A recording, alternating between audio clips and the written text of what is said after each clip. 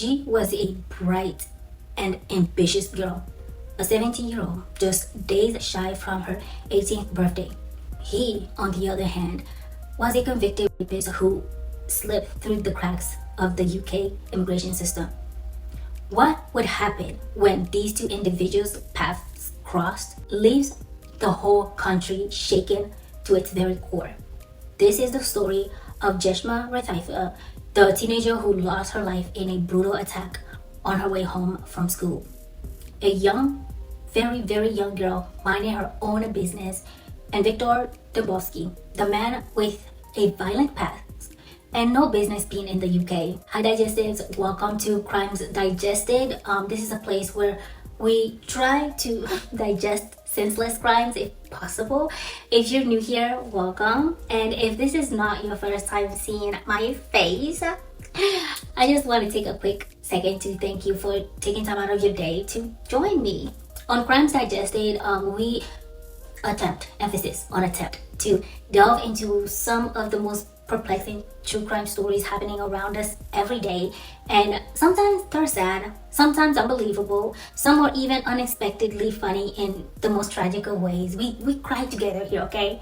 Most of all though, these stories are a constant reminder to us of the cruelty and dark nature of humanity.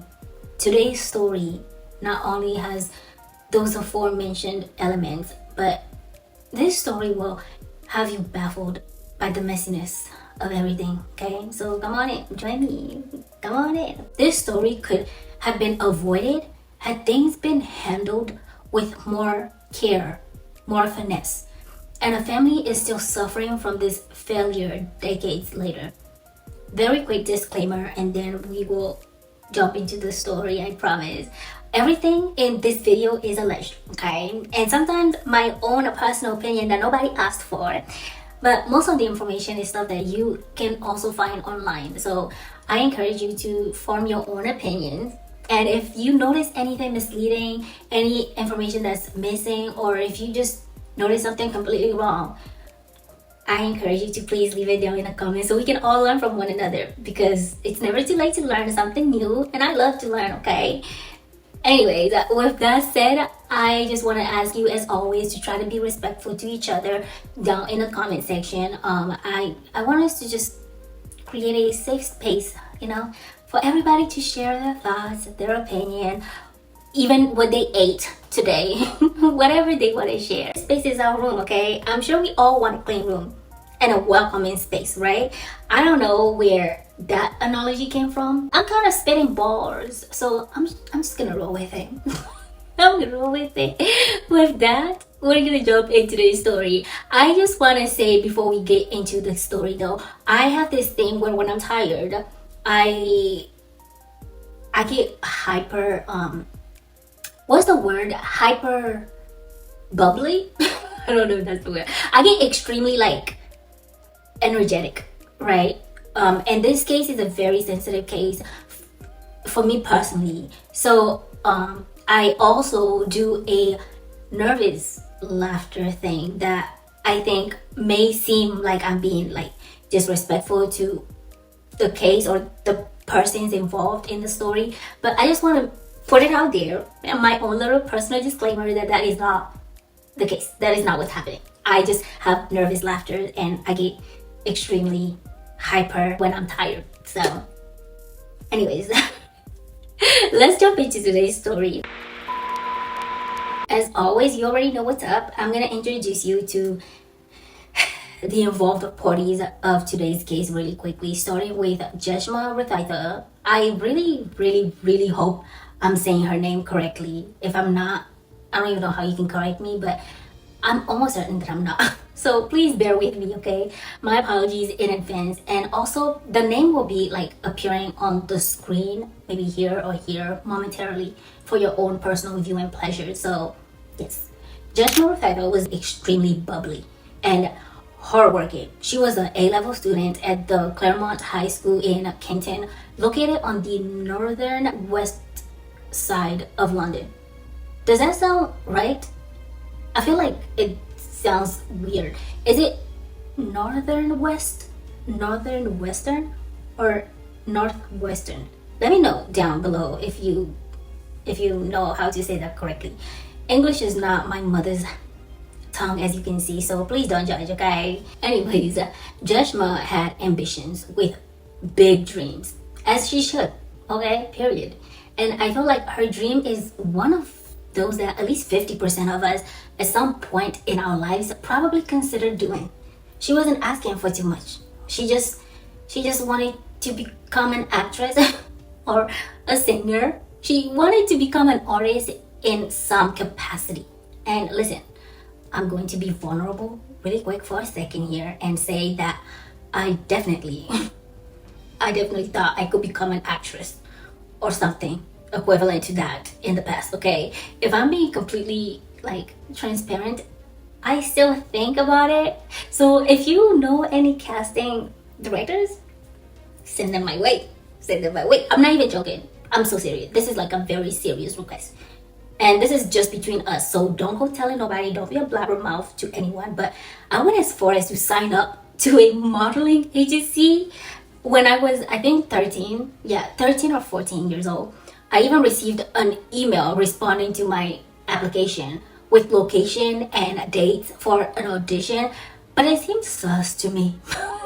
It was all so easy and quick. Things were moving fast. And the alarm bells started going off like crazy. I mean, for all we know, I could have been kidnapped. My organs could have been harvested and sold on the black market or something, you know.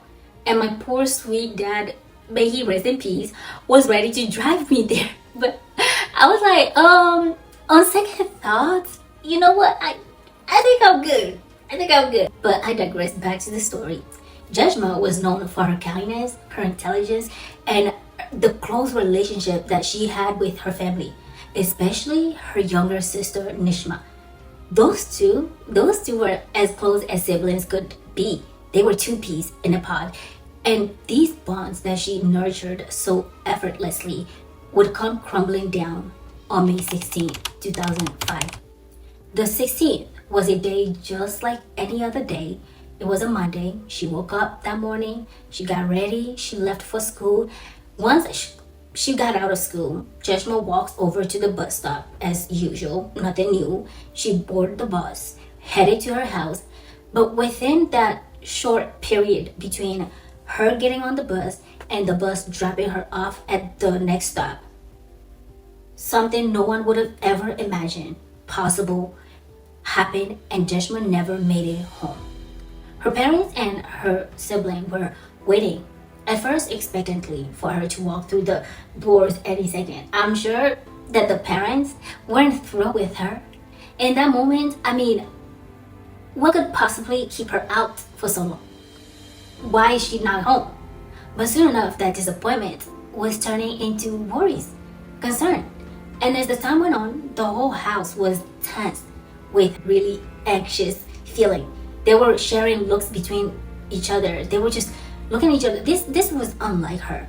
But she's a teenager. So I think everyone was hoping with bated breath that this was just a rebellious phase and that she would be back soon. Unfortunately, that hope was futile.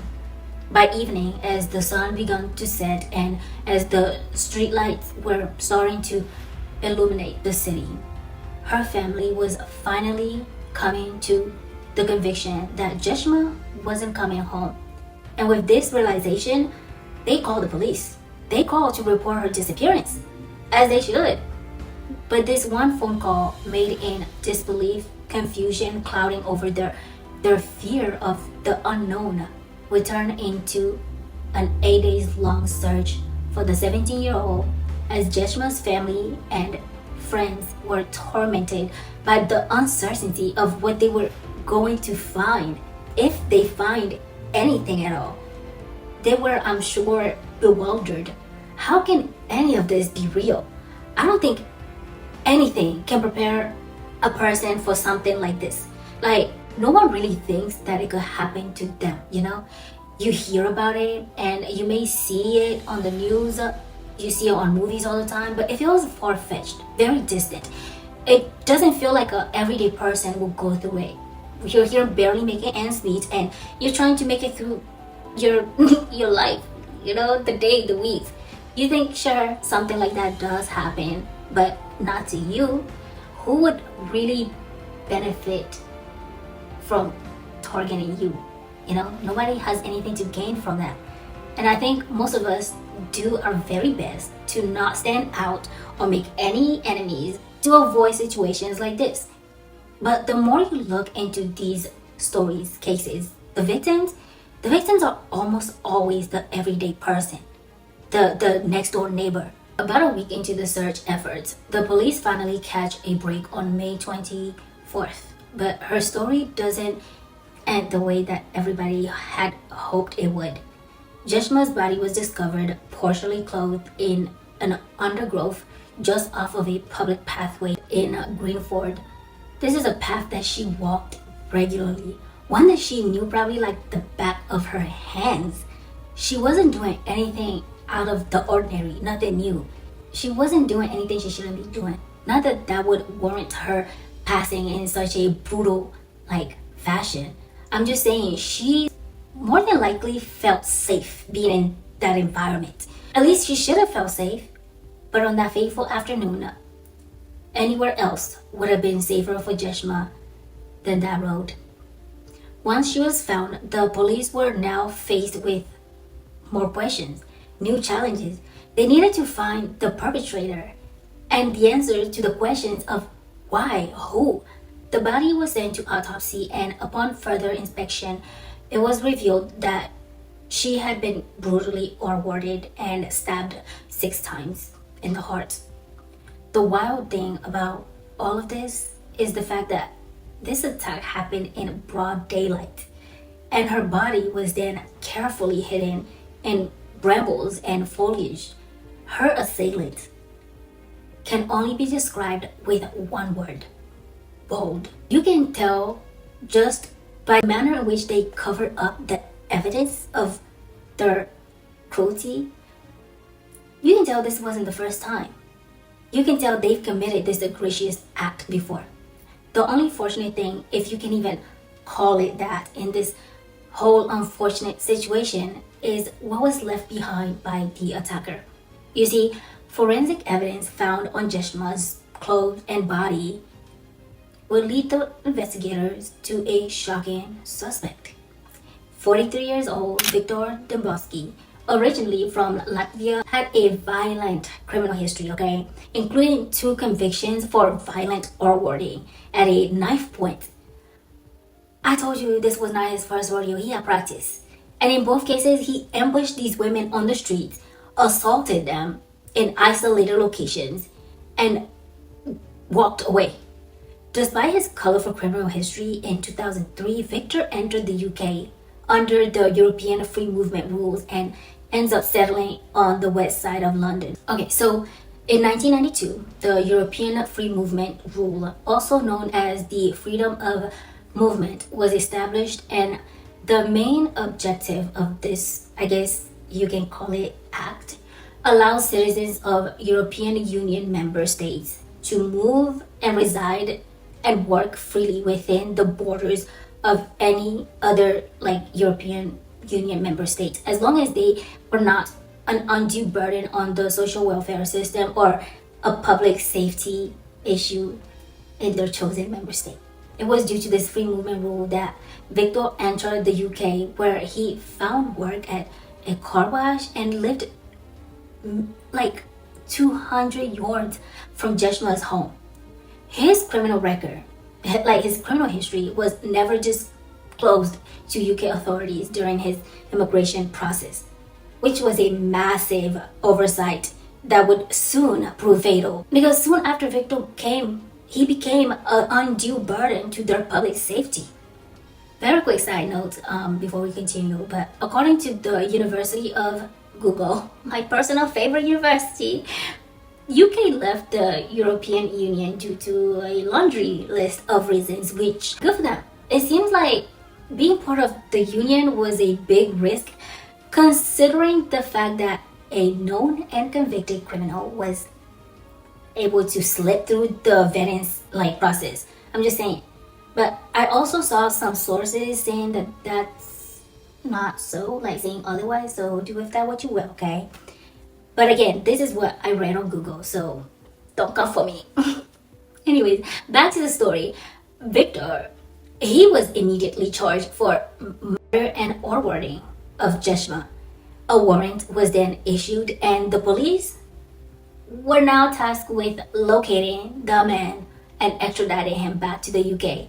Oh yeah, I forgot to mention this fool, soon after committing this crime, fled. I guess he's smart. That's not foolish. He fled to his home country of Livonia, Latvia, on the 20th, just days after Jeshma's disappearance. More than likely, I believe that this is because he wasn't expecting the amount of attention like her case was receiving. I'm not really sure, but on the 2nd of June 2005, forensic identified the DNA evidence found and linked them to Victor. The UK authorities picked him right up and popped him right back in the UK. Soon after this, his trial officially began, and during the trial, the Crown laid out a disturbing case. They paint a picture of a very disturbed stalker who saw an opportunity and took it. They theorized that Victor had seen Jeshma walking home alone. He followed her and launched a brutal attack. The DNA evidence was honestly overwhelming. There was absolutely no good explanation for why she was covered in his excrement. And it seems as though a cat got his tongue as well, because he offered zero defense. Not that it would have had any impact. His criminal past from Latvia was also introduced, and that was the icing on the cake. It sealed his fate. The jurors find it to be deeply, deeply disturbing that no one knew of his past. They didn't even take long before coming back with their verdict. And with that, on March 29th of 2006, Judge Galvagil Forrester sentenced him to 3 concurrent life sentences, noting the cold-blooded and calculated nature of the attacks, and stating that he should never, ever be released. Like ever. Most people were properly angry, and rightfully so. They were furious to find out that they had a convicted, serial forwarding criminal living among them, and they didn't know about it. How could he have been allowed into the country with no red flags? What's the point of all these laws and regulations, right, if they don't work? There was a public outcry and outrage, demands for an immigration reform. People were upset. Some tabloids flat out stated that this was a systemic failure, okay? Politicians on all sides were demanding answers, because when are they ever at fault? Everyone was playing hot potatoes with this situation, and no one wanted to take any sort of accountability. But then comes to find out, the Home Office, which I think is what they call their immigration office, I think, don't quote me on that, had no mechanism for automatically checking criminal backgrounds of EU citizens at the time of Victor's arrest and subsequent sentencing. So then a Home Office review followed, along with the promises for reform, okay? UK officials, more specifically the Home Office spokesperson, sent out a statement in 2006 to calm the public outrage. They stated that this was a horrific crime, and we deeply regret the failure to detect his past offenses before he entered the UK. I don't know what that was. I don't know what that was, but this case became a turning point in the UK's handling of EU immigration and offenders vetting. The UK began lobbying for greater access to the European criminal databases to ensure that this never happens again. Thank God. Now, whether that was successful or not is unknown and unclear. Meanwhile, Jeshma's case highlighted the danger of low regulation in immigration systems and the effects of inconsistency in data sharing between nations. Jeshma's parents were devastated, broken by the loss, so they withdrew from public. But I can't imagine how hard it must have been for all those eyes to be on them every single day, everywhere they go. They weren't catching a break though, because tragedy struck the Raithatha's family once again in 2009 when her youngest daughter Nishma, the pea in the pod to Jeshma, passes away from complications related to diabetes, which was made worse according to the coroner by the long-term trauma that she suffered from the loss of her sister Jeshma. The family suffered quietly, refusing to turn their grief into a media campaign, but the echoes of their pain still live in every call to reform that this case has inspired. Like, Jeshma Raithatha's name became a rallying cry for safer migration practice, stronger vetting protocols, and the urgent need for pan-European crime data sharing. Her case was honestly referred in parliamentary debates, legal reforms, and even some victim advocacy campaigns. I don't say this with any joy at all. Her suffering has more than likely saved many lives. I just wish those changes were placed before the loss of her tragically short-lived life, because even though her life was cut short, there is no question of the fact that her story changed many laws and saved many lives. With reverence, Jeshma's story will live in our hearts. We will all remember her for her kindness, for the bright light that she was to the world, and life full of hopes and dreams. And he, on the other hand, will be remembered as the perpetrator and predator that he was. Jeshma's story isn't just a tragedy, it is a wake-up call, a plea to make sure no family has to go through what hers did. And no criminal should even have the opportunity to destroy an otherwise perfectly happy family. This was crazy. But this concludes the story on Jeshma's short-lived life, and I would love to know your thoughts down below. What do you think? Do you think anything could have been done to change this? What's your thoughts on his punishment? Do you think it was fitting for the crime?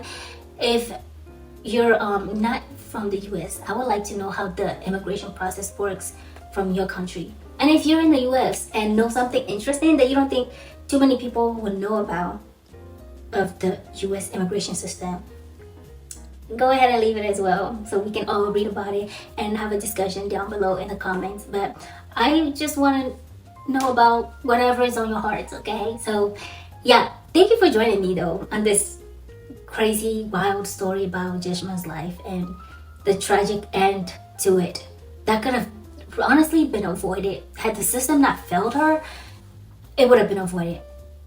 But I appreciate you guys so much. I hope you hit that like and subscribe, and hit the little bell so you can come find me again next time. But with that, remember to stay smart, stay curious, and be alert at all time. I know it's exhausting, but this is our lot in life, it seems. Anyways,